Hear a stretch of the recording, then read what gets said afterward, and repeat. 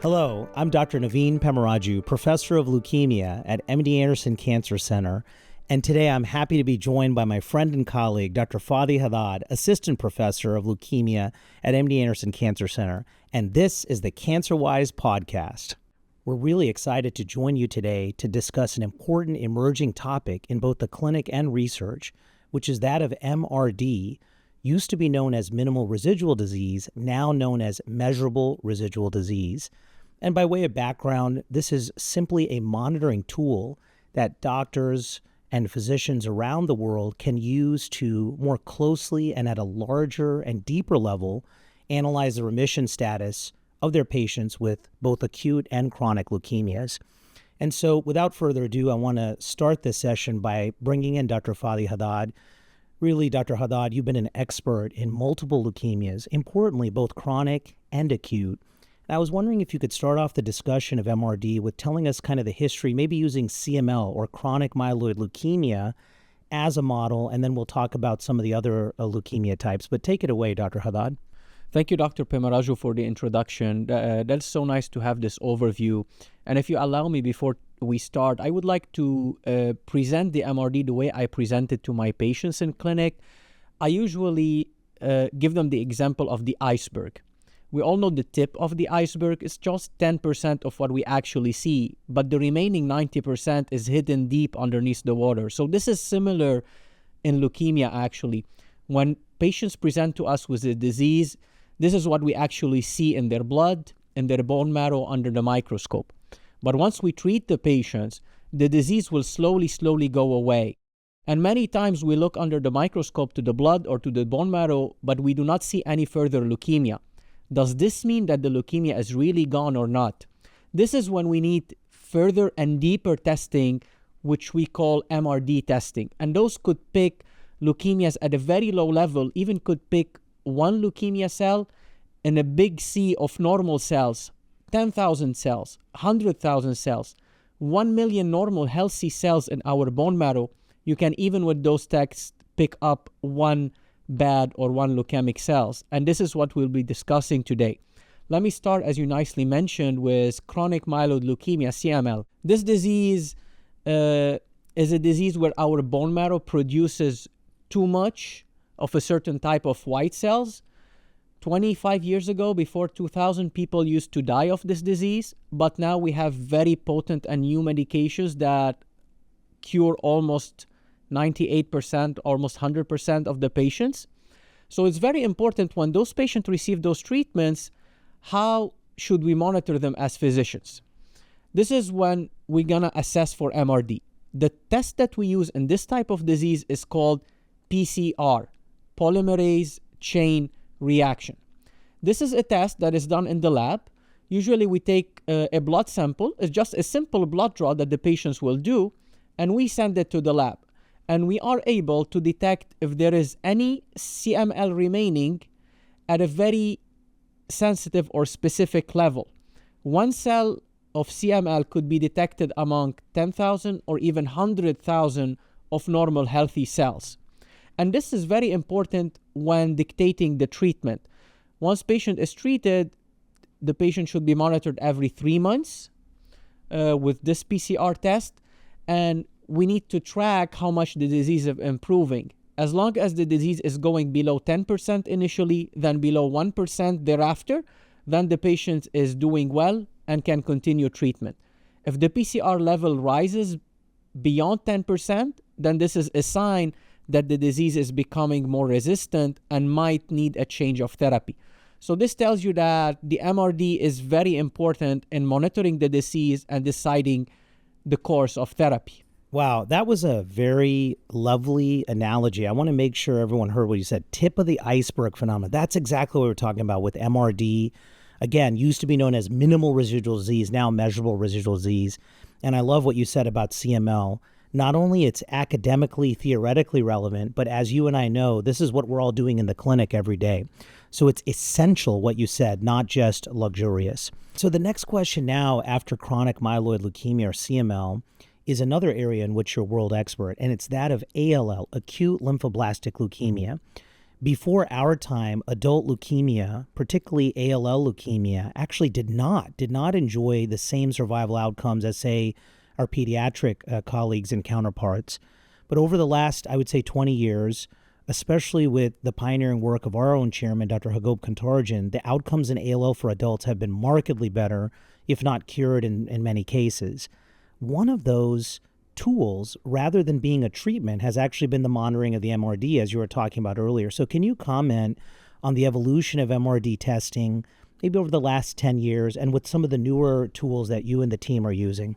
That's brilliant. I love how the historical perspective you've given, and I think MRD is gaining more and more momentum in acute lymphoblastic leukemia or ALL. If we go back just a few years ago, patients who received the treatment with ALL, we used to monitor them with a test called flow cytometry, and I believe you'll be discussing this in more depth in the next few minutes. But a lot of patients were cured by this test, flow cytometry. We test those patients using this technique, and most of them have undetectable leukemia. But 6 months, 8 months thereafter, they have a full-blown relapse disease all over their body, and some of them, unfortunately, couldn't make it. Now we started questioning why those patients are actually relapsing if they do not have any residual leukemia. And then we found out a few years later that it's not because they do not have any leukemia, it's because we are not able to see the leukemia that is remaining. And that's why 3 years ago we had a new test that came, which called next generation sequencing, or NGS. And this test can go to the deepest level of the iceberg, if I may say. It can detect even one leukemic cell that is hovering around among a million of healthy cells in your body. So by this technique, we were able to detect very, very minimal level of disease that was previously unnoticed. And when we were able to discover those, then patients who were otherwise classified as cured are now classified as still having the disease by this new MRD test. And this tells you how much MRD is gaining momentum and is becoming more important. And those patients are now candidates to receive other treatments, maybe immune therapies or novel treatments that now can actually cure them. So now we classify patients as being cured if they have undetectable or zero leukemia by this new test, NGS, and not by the old test, flow cytometry. And I think this is a paradigm shift in the way we are treating ALL, which is improving significantly the survival of our patients. I really absolutely loved what you just said. And again, to emphasize, what you just said is profound, Dr. Haddad. We're trying to find something that's hiding in plain sight. In other words, it's already there, but we mistakenly may have thought with our previous technologies, remission, no more mother or stem cells, whatever you'd like. And what you're saying is with the better technology, deeper dive, maybe going from 10 to the minus third to 10 to the minus sixth, that now we can see even one cell that's hanging out that we couldn't see before. Is that what you're saying? Correct. This is 100% what we're referring to. Unbelievable. Now, as we move into another type of leukemia subtype, this is now CLL, so chronic lymphocytic leukemia. I'm starting to think about this MRD topic now in this area of the clinic. Again, a vastly different disease than the two we talked about. Median age perhaps a little bit on the older side, more common in the Western Hemisphere than in the Eastern Hemisphere.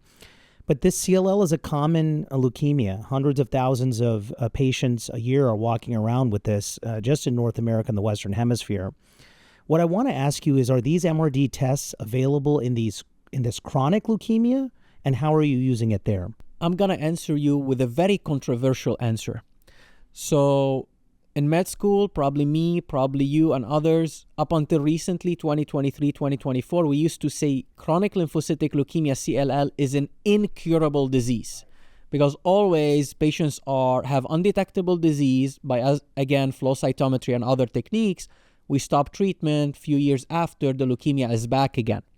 Now, by using this very sensitive test that we just discussed a couple minutes ago, the NGS, we are able to detect patients who do not have any residual CLL at a very, very deep level. It's kind of the roots of the disease are gone. And now we may be starting to say that those patients could be cured, and we can start talking about curing CLL for the first time in our lifetime, right? So Those tests are definitely used in CLL more and more. The NGS test is used in lymphocytic leukemias, whether acute or chronic.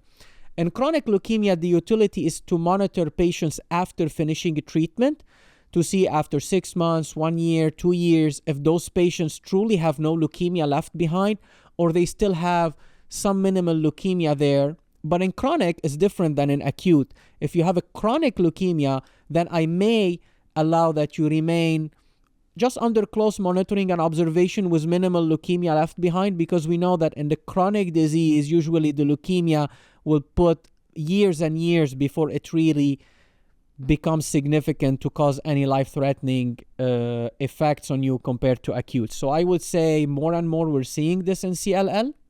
And I think more and more this will allow us to differentiate between patients who were considered uncured and now they are cured. That's phenomenal. And you're also reminding us that testing MRD can be practice changing, because on the research side, which you mentioned earlier, which is profound, want to make sure our viewers caught this, is that it may help us with early intervention, may help us with preemptively changing a therapy when maybe in the older model we'd have to wait for full-blown or overt relapse or progression. So maybe I just wanted to comment on that with you. As these reports become more and more complex, you mentioned the patient journey. What's a way to explain once again to folks about MRD, Dr. Haddad, maybe alluding to what you said earlier, but just one more time, how to explain this to folks? So it's trying to find a needle in a haystack. One leukemia cell remaining left behind in your blood, in your bone marrow, unnoticed, is like a hiding spy. And once the surveillance is gone, the seed that is hiding behind will slowly grow back and then will cause trouble. So MRD are tests that can help us detect any seed that is left behind, so we are able to completely eradicate it from its roots and tell the patient you are officially cured. Well, that's brilliant. That's brilliant. I've never heard it put that way. It's a detective, a spy, an elite operations team that you send in to try to find every last cell. Never heard anyone say it that way. That was brilliant. Now that we spoke a lot about NGS, about PCR, about maybe more lymphocytic disease, let me come back to you. You're a world expert in myeloid disease. You've led many efforts in acute myeloid leukemia. You're the leader of the BPDCN program in our group throughout the world. You've led to the approvals of many drugs in this space. How can you comment on the MRD, the minimal residual disease testing in the myeloid space? Let us start maybe by flow cytometry tests in acute myeloid leukemia. How can you define that? How do you use it in clinical practice? Well, thanks, Dr. Haddad. You're right. And as we turn the lens now to acute myeloid leukemia, maybe first AML, as you asked me, what a revolution we've seen in the treatment of this disease. I would say that about 25,000 Americans a year are diagnosed, so considered a rare blood cancer, but unfortunately a very life-threatening one. 5-year survivals for many of our patients. These are averages, they're statistics, they can vary from patient to patient, but overall is less than 50% of our patients are expected to be alive with this disease at 5 years. That's historical. We're rewriting those textbooks. So a deadly disease, a life-threatening one. As you said earlier in your discussion, if any tool or test can help you and me find even one cell earlier, faster, deeper, better than before, that's a potential victory for us and our patients. And in so doing, the evolution is in front of our eyes. As you mentioned, the first one I would say is the PCR and the flow cytometry tests, as you said. Unfortunately, many of these AMLs don't have a specific protein to follow. Maybe one in particular might be the core binding factor AML or the acute promyelocytic leukemia, APL. So those will have a certain protein that you and I can follow in the clinic. Most of them won't have that, and so we've been using flow cytometry. Our pathologists may not appreciate this analogy, but at least in the clinic we do, which is maybe it's a side scatter of light. You're trying to look for light patterns on the cells. It's called gating, and the flow cytometry picks that up. So you can find populations and side populations of leukemia cells that the traditional tests were not picking up, mainly by the human eye. And so maybe that goes down to 10 to the minus 2, minus 3, maybe at the most 10 to the minus 4 level. And that's been helpful. If you're positive at the end of therapy, maybe the end of induction, the first therapy, or at the end of consolidation, maybe it helps us to, as we talked about earlier, preemptively change the therapy, add to the therapy, move to an immunotherapy. So that's flow cytometry in AML, very powerful. We use it in the clinic every day. Now, what's kind of exciting to you and me and for our patients and families is what you just mentioned on the lymphoid side. High level, going down to the millionth level, if you will, 10 to the minus sixth, and those NGS, next generation sequencing assays, aim to try to get deeper. One of these in vivo scribe assays is trying to help us with a high sensitivity NPM1 and FLT3. And again, those are a certain percentage of our patients that will have AML. So can you take a life-threatening big cancer and chop it up into subdivisions, if you will? It may be dozens at the end of the day, but if each one is 5 to 10% of those patients, maybe we'll be able to have a personalized test for each of those. That's what we're trying to develop. And that's already in the clinic. That's not science fiction or 10 years from now. The question will be, I think, about cost, availability. Can these results be used and replicated around the world for practice-changing decisions? I think that time is coming very soon.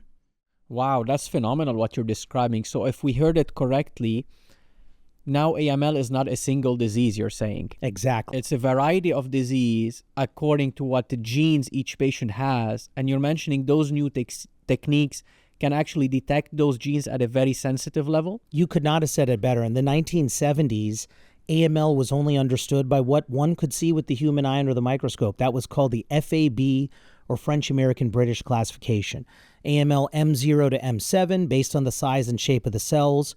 It was a very helpful and still used today system, but it's been supplanted by what you said, which is now we know the chromosomes, that's called cytogenetics, the molecular features, as you just nicely delineated, and the flow cytometry features. In fact, so much so that in the latest WHO and ICC, the major classifications, you can subdivide AML into dozens of diseases just simply based on what you said, the chromosomes and the molecular. And you can even upgrade a quote-unquote lower grade myeloid neoplasm up to AML on the basis of what you said. So the molecular genes not only help with diagnosis, so what is the entity, prognosis, how am I going to do with this, but also monitoring long-term, even when you thought someone was in remission, but up, as you said, hiding in plain sight, maybe not so, maybe we can intervene. That's brilliant. And Dr. Pemmaraju, you've always been a visionary in this field. So if you may allow a couple questions, how do you see the field moving forward in rare disease, maybe in acute myeloid leukemia with MLR rearrangement? We know that we have newer therapies now, the menin inhibitors, or the BPDCN, which is your niche, your field of expertise. Can you comment on potentially newer MRDs in the years to come? Oh, great question, Dr. Haddad. So first in AML, which we were talking about, you nailed it. When I look at the field, you have these mutations which are actionable. So IDH1 and 2 make up a certain percentage, let's say 10 to 20% of AML. Then you tack on FLT3, which may be up to a 30% of AML. Then NPM1, which may be up to 30 to 50% of AML. So each time we make an assay, that helps us to monitor that particular subset. But you mentioned the hottest, most emerging one. That's KMT2A, or MLL. This is being pioneered by our colleague, Dr. Gus Issa, around the world. And what's happening here is three things. You just said it, and I think this is exciting. One, can you take a really, really rare subset of leukemia that was previously not forgotten? It was just untargetable, undruggable before, and now you have a target. So that means you have to check for it, and there has to be an assay. We've developed that. Two, you have to have a successful group of drugs that actually target that. That's what we're starting to see. The first one has been approved with 4 or 5 others in active investigation. And then, as you said, can you now monitor that assay where it goes down to either 0 or close to 0, as you showed us in CML? And then the fourth one is what you're talking about. The visionary is, okay, that number is not going to 0, but that correlates with relapse of the disease, worse outcomes, and I can intervene with XYZ. That's the future. That's where I see this MRD going. As I look forward after AML into the more rare disease niche areas that I specialize in, BPDCN is one. Dr. Haddad, that stands for blastic plasmacytoid dendritic cell neoplasm, a long word, which basically says a very specific type of cell, in this case, the PDC, plasmacytoid dendritic cell. is mutated or aberrant, leading to a cancerous process. This rare leukemia is quite unique. It's a hybrid disease because it affects the skin, bone marrow, lymph nodes, and even the central nervous system. So it's unusual compared to the other leukemias. And you're right. Even though we haven't yet finalized an MRD, we borrow from the more common. So ALL, AML, the ones we've mentioned together. But because it involves the skin and the central nervous system, I envision an MRD assay, perhaps if you'll allow, for each organ system. Can there be a skin MRD, a CNS MRD? And again, these modalities that you and I know, flow cytometry, NGS, et cetera. And can we standardize and hybridize those so that they're the same around the world? That I see as the future. And then can we make an early intervention that matters to the patient? I think that's brilliant what you're just mentioning, because we only think about the new test. We look at about positive results that we see at big centers, big trials, but they may not always translate into clinical practice. So what I think the cons of those techniques, particularly flow cytometry or cytogenetics, is, as you nicely mentioned, they need expertise. They are dependent on which lab they are being performed and which pathologist is actually reading those tests. I would say the pros is the new tests that are being available, such as the NGS, such as the in vivo scribe, or the other tests that we mentioned that are very specific, can go deep into the iceberg to say if the roots of the disease are still here or not. Those are becoming more and more standardized, and those are becoming more centralized in it's either one lab or very few labs across the country. So this tells you that whenever you have a patient with those disease, you just send the specific test to a centralized lab. You just ship it across the country, across the states, and then you will get one result where you can be confident that this result is actually correct and true, because all the data, all the tests from all the country are centralized to that single location or to those few single locations. This is similar to what's been done in Europe and other countries. So I think by centralizing the testing, you improve on the results, and number two, you reduce the cost. And many of those tests are actually approved by the Food and Drug Administration, FDA, then subsequently reimbursed by insurance companies. So I think the more we do that, the more they will be readily available for community practice. They will be reimbursed. They will be, I would say, better standardized, and they will slowly replace the old techniques that are dependent on centers and physicians. Wow, you blew my mind away with that, because you nailed it. And you also mentioned something that I want to say back to you and out loud. This is a multidisciplinary item, this MRD testing. So what I mean by that is what you just said. I want to draw it out. We are the clinicians. We're the face, perhaps, if you will, of the team. But it takes a whole team to make an MRD test happen. The pathologist and the pathologist team is the critical juncture. So shout out, you and I talked to our superstar heme pathologist, Dr. Sonam Lagavi, Dr. Rashmi Kanagal, and the team. But it's really that's where it starts. So I think the journey of the MRD, which I didn't think of, is so important. So hospital leadership committees, very important, because let's face it, this does take some money and resources. Folks need to attend the meetings to see some of the things we mentioned have only come out in the last few years. Then the pathologist team with their techs, technicians and all their folks have to have the right machines, the right assays. What's the cost? And then what you said is important. Even if a community may not have access, do you have the ability to send out? That's what you just mentioned, right? Send out the MRD test to a bigger center. Maybe that consolidates costs but still helps. And then does your clinical team have access, ability to then intervene on it, right? My goodness. So there's like 5 or 6 steps to this MRD, and it underlines how multidisciplinary it is. Maybe one last question, Dr. Haddad, something that we don't know much about right now, but I think will be important for us, is in some of these diseases like myelofibrosis, MPNs that you and I care about and specialize in, post-transplant, there are some situations where we don't have a defined MRD to follow, but there are publications, New England Journal and others, showing perhaps molecular monitoring. Where do you see some of these fields going? How does one think about MRD in the next 5 to 10 years, maybe in areas that don't have a defined MRD? I'll give you that easy question. Well, I'm going to give you a not so easy answer. So what I think, and maybe some people would agree and won't agree, I think in the next 5 to 10 years, we will have artificial intelligence AI taking over the field of MRD, specifically in those diseases that are so rare, that are so complex, and where you do not have any standardized testing for those type of disease. Because we have all the tests available, none of them apply to exactly the clinical scenario. You mentioned myelofibrosis post-transplant. So the effort of the pathology community and the leukemia expert is to gather all those cases, put them into a model, get AI to look into all of those 1,000, 10,000, 100,000 cases, and come up with a model that can be as accurate, if not even more accurate than the human eye, to tell you if the disease is here or not. So that's how I see the future moving forward. I mean, just brilliant. I am blown away by that, because you yourself are becoming expert in these technologies, including AI, social media. I just want to emphasize how smart that is, because some of our blood cancers are so heterogeneous, so impossible to even standardize, that we as humans may not even agree on what those are, or worse, we may miss it. So what a great use of AI. One could picture a project exactly what you said. Can you give your AI 1,000 cases of X, train it on those 1,000 cases? Here's what a potential MRD looks like. Here's what it doesn't look like. Here's what disease overt progression looks like. Here's what remission looks like.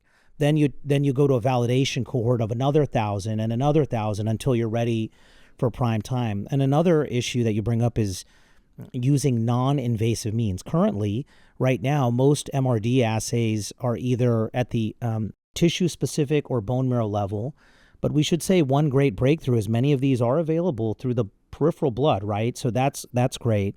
But what you're envisioning is even one step more, and a world where we have non-invasive MRD testing based on algorithms from AI. You just blew my mind away.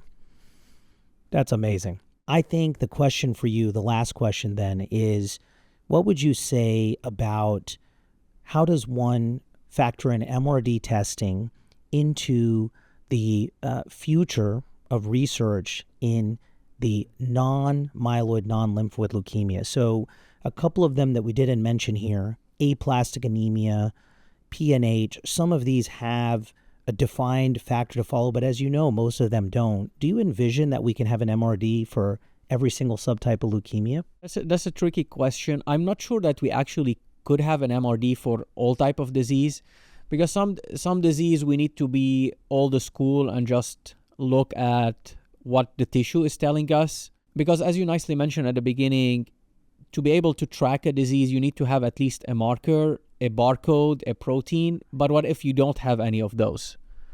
Then you will not be able to track it, and you need to go old school, old fashioned, and put this piece of tissue or that piece of bone marrow under the microscope and just look at it by the eyes of an experienced pathologist. Then you can say if the disease is getting better or worse. Oh, what a great way to sum up. And I totally wholeheartedly agree that MRD is a great tool, likely not to replace the traditional morphologic, pathologic, but to add to it, to be synergistic too. So we may close by saying that MRD, minimal residual disease or measurable residual disease, is an adjunct tool that augments, helps, improves our patient care in both the acute and chronic leukemias, rare and common. And then as you and I kind of had a nice discussion here, that it potentially in research venues, both the existing technology and with the help of AI and computer technology, may expand the horizons for thinking about early intervention and new therapies.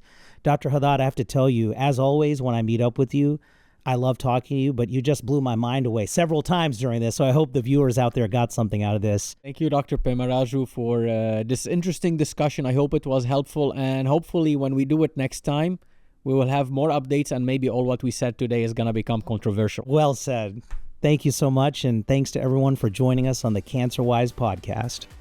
For more information or to request an appointment at MD Anderson, call 1-877-632-6789 or visit mdanderson.org.